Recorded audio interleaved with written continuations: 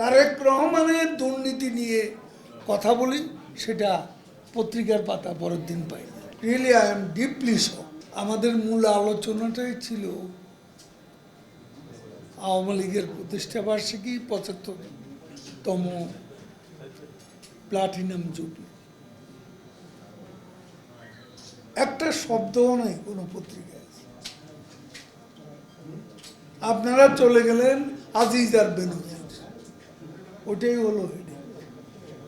এটা really I am deeply শক। এটা তো হওয়া উচিত না। আমরা আমাদের প্রতিষ্ঠা বার্ষিকীটাকে ফোকাসে রেখে কথা বলেছি। আপনারা বেনজির আর ওখানে আজিজকে ঢুকিয়ে বারবার, আর এটা তো প্রথম না। বেনজির আজিজ প্রায় দিনই দেখি, আমি কিছু বললেই ওই দুজন আসে, তারেক রহমানের বিরুদ্ধে কিছু বললে সেটা আসে না।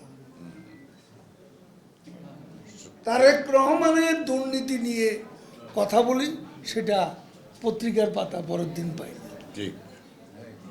খুব দুর্ভাগ্যজনক এটা। আমাদের জার্নালিজমে অনেক প্রতিভাবান ছেলেমেয়েরা কাজ করে। পত্রিকার কর্তৃত্ব তাদের হাতে, মিডিয়ার কর্তৃত্ব তাদের হাতে। তারপরও যা দেখবে, যা শুনবে, সেটাই তো প্রচারিত। এটাই তো মিডিয়ার ধর্ম, এটাই মিডিয়ার কর্তব্য।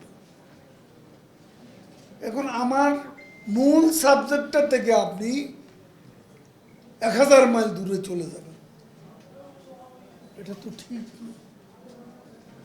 আমরা আজকে এই সভাগুলো, আজকের মিটিংটাও আমাদের হীরক জয়ন্তী ৭৫তম প্রতিষ্ঠা বার্ষিকী, এই উপলক্ষেই আমরা এই সভাটি ডেকেছি। এবং সবাই এসে আলাপ আলোচনা করেছেন।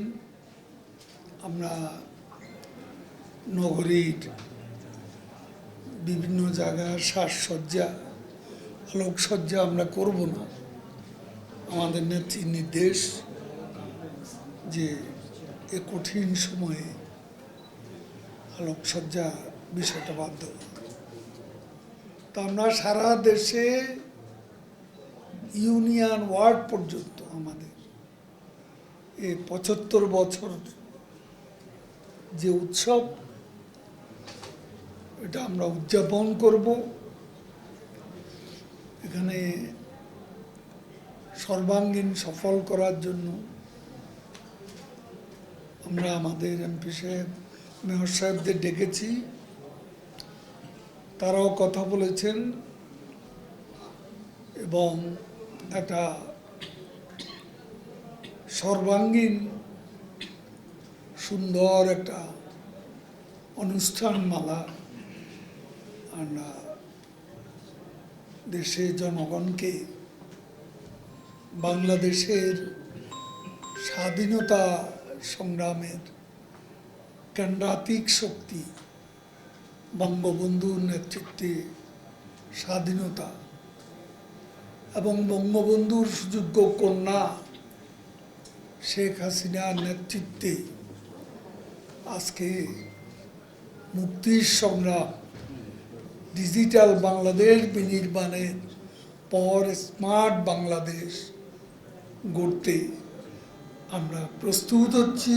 ঠিক এ সময় আমাদের ৭৫ বছর পার্টির প্রতিষ্ঠা বার্ষিকী উদযাপন।